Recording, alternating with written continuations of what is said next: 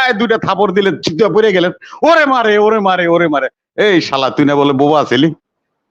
তো এখন হলো দুইটা থাপ্পড় খাওয়ানোর সময় হয়ে গেছে আনিসুল হকের। পলকের চোখ দিয়ে পানি পড়ে, দীপমণির চোখ দিয়ে পানি পড়ে। ওই যে পাপ করছে, ওই পাপের কথা যখন মনে হয় তখন ওগো চোখ দিয়ে পানি পড়ে। আপনি দেখেন এই দেশের যত দুর্নীতি হয়েছে, যত স্বজন প্রীতি হয়েছে, যত হত্যা, গুম, নির্যাতন বলে, সবকিছুতে সর্বশ্রেষ্ঠ সার্টিফিকেটটা আওয়ামী লীগের কাছে আছে। আপনি বলছেন আওয়ামী লীগকে নিষিদ্ধ করে দিবে, জনগণ চাই কিনা।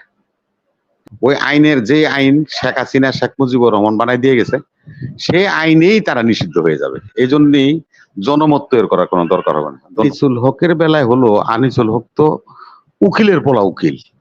ও নিজে এই সমস্ত কর্মকাণ্ড কইরা বেড়াইতো, মক্কেলের থেকে আগাইতো। তো ও তো এই যত কথা জিগাইবেন, যত কথা জিগাইবেন, তার মানে হলো হাসান। ধন্যবাদ ভয়েস অফ পিপলের সম্মানিত সঞ্চালক। আপনার শব্দ যোদ্ধা যে কথা আমরা বলি, তার মধ্যে আপনিও একজন। আমি স্যালুট জানাই আপনাকে। অক্লান্ত পরিশ্রম করেছেন। আপনার এই শোয়ের মাধ্যমে আপনি নিজে এবং আমাদেরকে উপস্থাপন করে দেশ এবং জনগণের কল্যাণে কথা বলার সুযোগ করে দিয়েছেন, সেজন্য আমি আপনাকে ধন্যবাদ জানাই। আমার সাথে আজকে আলোচনা উপস্থিত আছেন আমার অত্যন্ত প্রিয় মানুষেরা, জনাব আবুল কালাম আজাদ, ভার্জিনিয়া আওয়ামী লীগের সভাপতি, এবং উপাধ্যক্ষ জনাব নুরুজ্জামান হীরা, এবং সাংবাদিকও বটে, আমাদের খুব কাছের মানুষ, এবং রহমানী ভাই।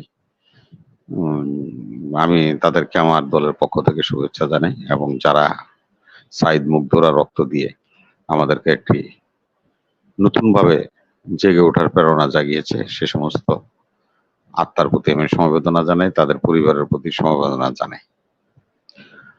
কথাটা হলো যে এটা বুঝবেন, আনিসুল হক উকিলের পোলা উকিল। ওর বাপের নাম হলো সিরাজুল হক, বাংলাদেশের একজন নাম করা উকিল। আনিসুল হক হলো তার সন্তান, সে উকিল। তো উকিলরা দেখেন বিভিন্ন রকম, এটা পেশা তাদের, এটা আপনি ভিন্নভাবে নিবেন না, আপনারা কেউ, দর্শকরাও না। সেটা হলো যখন আমাদের এই যে আপনার লোকজনের রিমান্ড মঞ্জুর হয়ে যায়, তখন উকিলদের কাছে তো যায় যে রিমান্ডটা ক্যান্সেল করে দেন।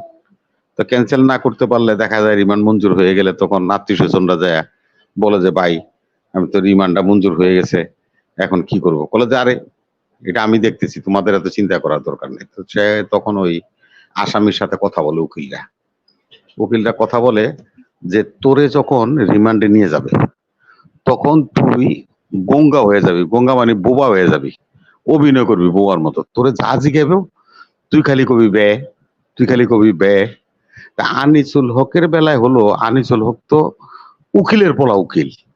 ও নিজে এই সমস্ত কর্মকাণ্ড কইরা বেড়াইতো, মক্কেলের থেকে আগাইতো। তো ও তো এই যত কথা জিগাইবেন, যত কথা জিগাইবেন, তার মানে হলো হাসবে। এইটা হলো তার ট্রেনিং। সে হলো এই পেশায় নিয়োজিত লোক। অতএব সে তার মক্কেলকে যেগুলি শিখিয়ে দিত, এখন সে নিজেই মক্কেল হয়ে গেছে। তাহলে অতএব সে এখন ওই হাসে, তারে যা জিজ্ঞাসা করে সে হাসে। তার অর্থ হলো এটা। কিন্তু পুলিশরা যখন রিমান্ডে নিয়ে যায় আমাদেরকে, আমরা যখন ওই ব্যয় করি, তখন পুলিশ উঠটা দুই গালে দুইটা ঠাড়ায় থাপ্পড় দিলে চিত্তর দিয়া পইরা কয় ওরে মারে, তখন আর সে বোবা থাকে না। কারণ মায়ের খাইলে সবাই কিন্তু মারে ডাকে, আল্লাহরে ডাকে, একটা শব্দ বাইর হয়। পুলিশ দেখেন কি কৌশল করে, ঠাড়ায় দুইটা থাপড় দিলে, চিত্ত পড়ে গেলেন, ওরে মারে ওরে মারে ওরে মারে। এই শালা তুই না বলে বোবা ছিলি। তো এখন হলো দুইটা থাপ্পড় খাওয়ানোর সময় হয়ে গেছে আনিসুল হকের। যখন ঠাড়াইয়া পুলিশ দুইটা থাপ্পড় দিব, তখন ওরে হাসি বন্ধ হয়ে যাবে, কইব ওরে মারে ওরে বাবারে, ওরে হাসিনা তুই কি কইরা গেলি রে, আমার কি হইল রে। অতএব সেই জন্য অপেক্ষা করতে হবে। আর কান্নার কথা বলছেন, কান্নারও একটা ইতিহাস আছে। এক আমাদের মসজিদে হুজুরে মিলাদ পড়ার পর মুনাজাত করতেছে। তা আমার এলাকার এক লোক সরকারি চাকরি করত, উনি ভালো পয়সা টয়সার মালিক। তো হুজুর যখন ওই মিলাদ পড়া দোয়া ধরছে, তখন এই দোয়ার মধ্যে তিনি এই বিভিন্ন রকম কথা তো হুজুররা বলে না, পরিত্রাণের জন্য আল্লাহর কাছে মাপ চায়। তো এই লোক এমন ভাবে জোরে কান্না করতো, তখন আমরা হুজুর কইতাম, হুজুর এই লোকে যে আপনি যে মিলাত পইরা যে মুনাজাত করতেছেন, আপনি যে কিছু কইতেছেন এগুলি তো আমরা শুনতেছি না, উনি তো এরকম হীরা ভাইয়া তো করে যে চিৎকার করতেছে, কান্দতেছে। কয় বাবা রে, এটা তো জানোস না, ও এমন পাপ করছে, এই যে আমি যে মুনাজাতের মধ্যে এগুলি কইতাছি, ওই পাপের কথা স্মরণ হয়ে ওর চোখ দিয়ে পানি পড়তেছে আর কান্না আইতাছে। তোরা কিছু মাইন্ড করিস না।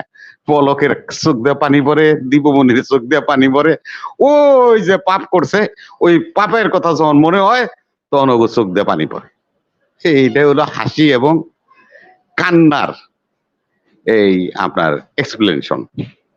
অতএব আমাদেরকে বুঝতে হবে, আপনারা সর্বোচ্চ বিদ্যাপীঠ থেকে লেখাপড়া করছেন, ডক্টরেট করছেন, কেউ উকিল হইছেন, কেউ ব্যারিস্টার হইছেন, বিভিন্ন সময়ে আপনারা সমাজের উচ্চ আসনে থাকেন।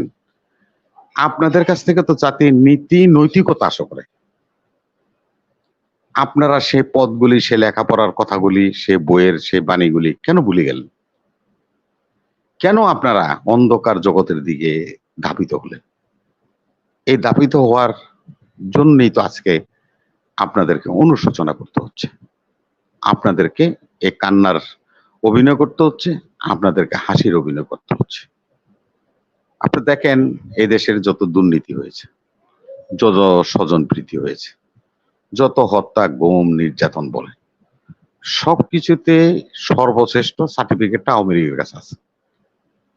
আপনি বলছেন আওয়ামী লীগকে নিষিদ্ধ করে দিবে, জনগণ চায় কিনা? এটা জনগণের বিষয় না।